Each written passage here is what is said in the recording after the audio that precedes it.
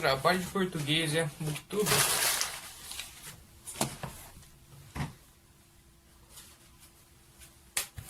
Caralho!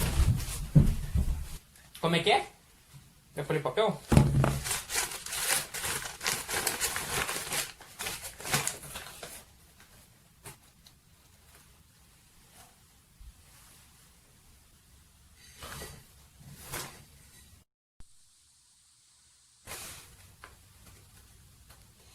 São 7 horas. Faltam 20 minutos para ônibus pegar.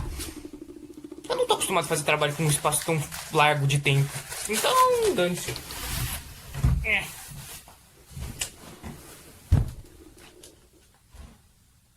11 minutes later. Agora faltou 10 minutos. Agora sim vamos gravar essa merda. Precisaríamos revisitar algum livro. Qual livro vamos revisitar? E se nós revíssemos a épica história de Hyrule, de The Legend of Zelda? Quem sabe poderíamos ver o Manual do Bom Combatente. Até mesmo A Arte da Guerra, um livro que todos deveriam ver. Ou mesmo a épica história do ninja cabeçudo de Konoha, Naruto.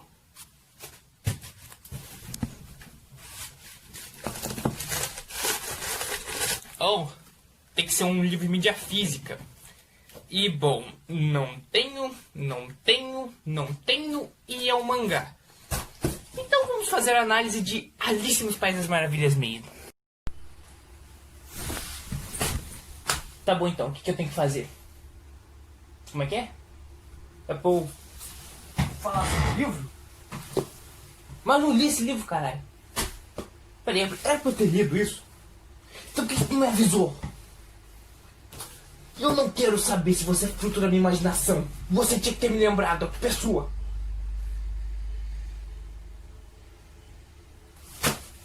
E essa cama? Ó, parabéns pela continuidade, hein? Então, bem, o que eu achei da leitura? Ela foi muito interessante e divertida, eu só não entendi nada. Pronto, beleza? Vamos almoçar, estagiário, bora. Como é que é? Tá muito raso? Raso é a porrada que eu vou dar na sua cara. Que mais que você quer? A leitura é boa, eu recomendo, beleza? Mano, não dá pra entender nada nesse negócio, é muito louco. Você quer? É pra eu me aprofundar mais? Deixa eu aprofundar mais.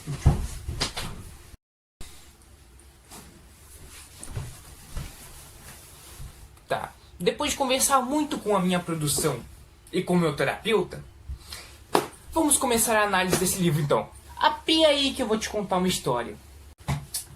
Alice no País das Maravilhas, um dos grandes clássicos da literatura infanto-juvenil, lançado em 1865 por Lewis Carroll. Ou será que eu devo dizer Jack o Estripador? Eu não tô brincando. O autor de Alice no País das Maravilhas, Charles String Dodson, foi um dos principais suspeitos de ser Jack o Estripador na época das investigações. Lembrando que o assassino nunca foi pego. Traduzindo, independente do que você pense, você não tem como negar comigo. Negar de mim. Dante. Necessariamente ele era um dos suspeitos, já que, de acordo com alguns dos investigadores que investigaram o caso, ele frequentava o local onde aconteceram os assassinatos. Além disso, haviam anagramas em seus livros, que de certa forma seriam ele admitindo seus crimes. Eu só não encontrei porcaria nenhuma disso, então não tenho como confirmar. Agora, partindo finalmente para o livro, poucas obras conseguiram manter tantos leitores entretidos por tanto tempo. Afinal das contas, como eu disse no começo do vídeo, esse livro não faz sentido. O que faz com que ele possa fazer sentido de muitas formas diferentes. Existem várias interpretações sobre. E é sobre isso que vamos falar. Existem leitores que apontam para críticas sociais, críticas ao sistema educacional da época, já que existem vários trechos, aparentemente pelo que eu pesquisei, cantigas que as crianças eram obrigadas a decorar, a qual a Alice fala de forma completamente errada e casual do gênero. Existem também representações de autoridades durante a história, como por exemplo a Rainha de Copas, uma clara referência à Rainha da Inglaterra. Afinal das contas, apesar de ela ser respeitada e temida por todos os seus súditos, ela não é efetivamente obedecida. Afinal das contas, ela tecnicamente não tem poder nenhum. Ela só é um símbolo.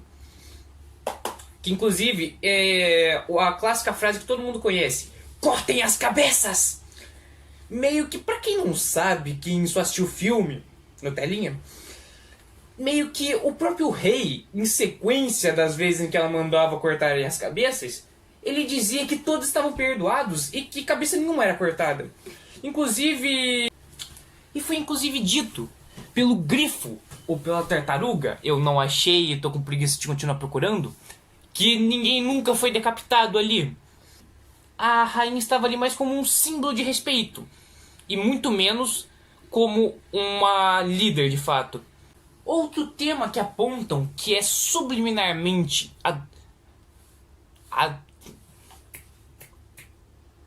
enfim, que falam subliminarmente na história é sobre drogas. Porque você sabe o cogumelo do Mario, né? Acho que todo mundo sabe disso. Que ele é uma espécie real chamada Amanita muscaria, a qual, se você comer, você tem a sensação de ficar grande. E, bom, a Alice fica grande durante a história. Lembrando que nem sempre ela comia cogumelo. Durante uma cena do capítulo 5. Durante uma cena do capítulo 5, Alice se encontra com uma lagarta que estava fumando. Existe um diálogo com a lagarta a respeito de paciência. A lagarta estava extremamente zen e a Alice estava querendo respostas. Só que a lagarta estava com preguiça de dá-las. Ela apenas diz... quando a Alice fica de saco cheio e está prestes a ir embora, a lagarta diz a ela que se ela comer um lado do cogumelo em que ela está sentada, ela vai crescer e do outro lado ela vai encolher. Lembrando que não é apenas cogumelos que fazem a Alice crescer ou encolher. Tudo que ela come durante a história altera o seu tamanho.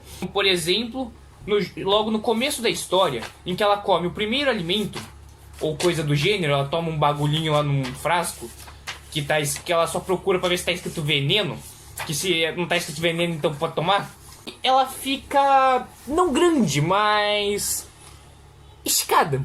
Em um ponto que eu gostaria de falar, agora deixando um pouquinho de lado porque eu quero o negócio dos significados ocultos e tal, é uma crítica à animação.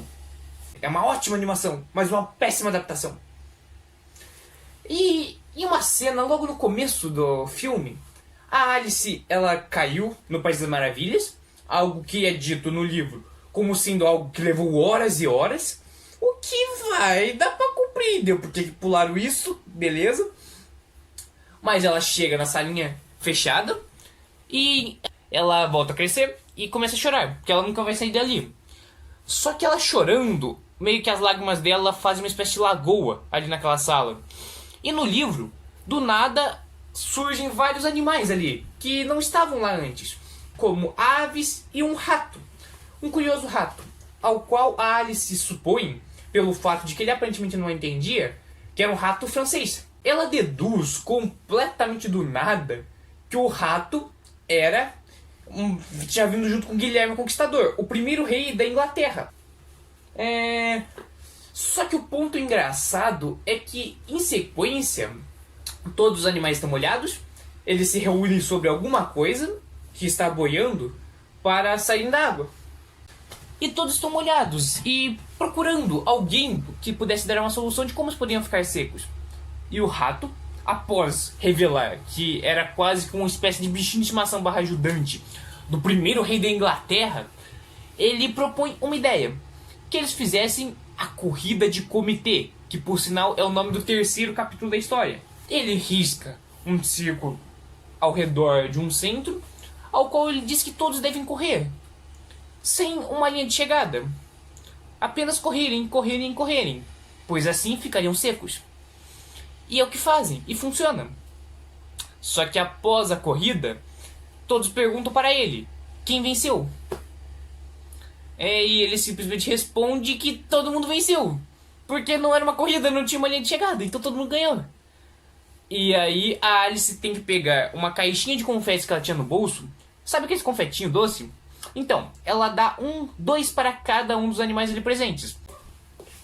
Ela basicamente precisa dar um dedal, seja o que for isso, eu vou tentar colocar aí na tela, que ela tem que pegar de seu bolso e dar para uma ave para que ela o presenteasse, já que de acordo com eles ela também deveria ganhar um prêmio. O que é engraçado, porque o dedal era dela.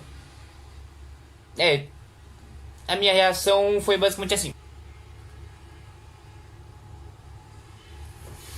Eu tava no meio de uma aula naquele momento. Por quê? Você não lê no meio das aulas? Então você é um péssimo aluno. Eu entendi a referência. Agora, a cena mais famosa da história de Alice no País das Maravilhas certamente é a cena do chá, na qual Alice estava perdida numa floresta escura, a qual ela não conseguia voltar para casa e nem se reencontrar, ela estava totalmente perdida. Eis então que aparece o gato de Shirley. Sei lá como é que se pronuncia isso. Inclusive é a imagem do começo do livro, da capa do livro. E basicamente ela o pergunta: para onde eu devo ir?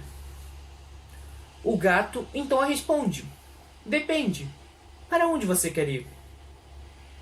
Ela diz que não se importa de para onde ela irá. Ela apenas quer chegar a algum lugar. O gato então a responde: se você não se importa de para onde quer ir, então não importa que caminho irá traçar. Mas basicamente ele diz então que seguindo para a direita ele irá encontrar com o chapeleiro maluco, ao qual ela nega porque ele é maluco e ela quer ficar longe de gente maluca, apesar que o gato diz que todo mundo que está ali é louco. Basicamente a segunda opção, o segundo caminho a levaria até a Lebre de Março. Só que chegando até a casa da Lebre, a Lebre estava em uma mesa, abaixo de uma árvore, tomando chá com o próprio chapeleiro maluco. Que é a cena mais conhecida da obra de Alice no País das Maravilhas. Aquela cena lá do chá. Onde, por sinal, não é outra diferença daí da animação. Não é que eles estavam comemorando o desaniversário, porque se você tem um aniversário, todos os outros dias do ano são seu desaniversário. O que é uma lógica bem imbecil. O que acontece é que o Chapeleiro Louco, ele havia brigado com o tempo. Então o tempo se recusava a obedecê-lo, se recusava a passar. Portanto, eram sempre 3 horas, que era o horário de tomar chá. Então ele meio que estava condenado a tomar chá para sempre, sem parar. E daí, para não ficar tomando sempre da mesma xícara, eles pegaram uma grande mesa, colocaram chá e xícaras em todo o lugar, e eles iam passando de mesa em mesa, para que tecnicamente eles sempre estivessem usando uma xícara nova. Alice então chega no local. Eles dizem que não há lugar. E ela questiona: não, há muito lugar. Ela então simplesmente chega e senta numa poltrona e começa a conversar com eles. Uma conversa bastante maluca, por sinal. Onde tem várias brincadeiras de lógica, a qual eu tô com preguiça de falar. Necessariamente o que eu queria falar sobre essa cena é sobre a origem da ideia do Chapeleiro Maluco e da Lebre de Março. Já que antigamente se havia uma frase que dizia que você é louco como um chapeleiro. Afinal das contas, eu não sei se vocês sabem, mas mais ou menos no século XIX, se era muito bonito, se era muito cobiçado ter uma roupa pintada de mercúrio, que deixava um verde extremamente bonito. Só que, pra quem não sabe, mercúrio é extremamente tóxico, e ele inclusive pode causar danos cerebrais nas pessoas, gerando perda de memórias, tremedeiras, tiques, enfim, vários problemas. Por isso, inclusive, que o chapeleiro, nessa versão aqui, não usa, mas no filme ele usa verde, porque é uma roupa de mercúrio. Tanto que, no caso da Lebre de Março, é que em março é a época de reprodução das lebres. Eu acho que não preciso falar mais nada, né? Tá, sei lá o que mais você quer que eu diga. Não tem mais nada pra dizer.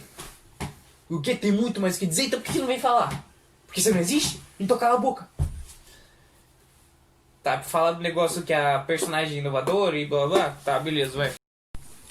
Tá, basicamente apontou alguns críticos de que a Alice é uma criança... Ela foi uma das primeiras crianças realmente realistas da literatura. Afinal das contas, a maioria das outras crianças das histórias até então, aparentemente, ou eram 2 polos, ou eram basicamente mini-adultos, ou eram mini-adultos idiotas. Tipo assim, necessariamente ou era um cara extremamente genial e perfeito, um adulto, ou era idiota a ponto de parecer com o seu primo. O que eu realmente não sei, porque dizem que isso não é realista. Sei lá, criança é assim, criança é idiota. Só que ela é inteligente, ela é questionadora.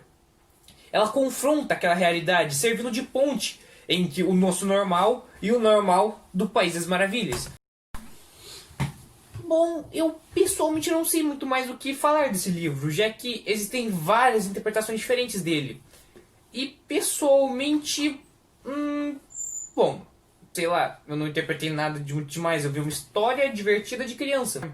Eu vi vídeos falando sobre meio que algumas coisas subliminares que a história deixava, que apenas alguém com uma visão madura poderia enxergar, como por exemplo a crítica que eu havia dito à Rainha da Inglaterra, entre várias outras.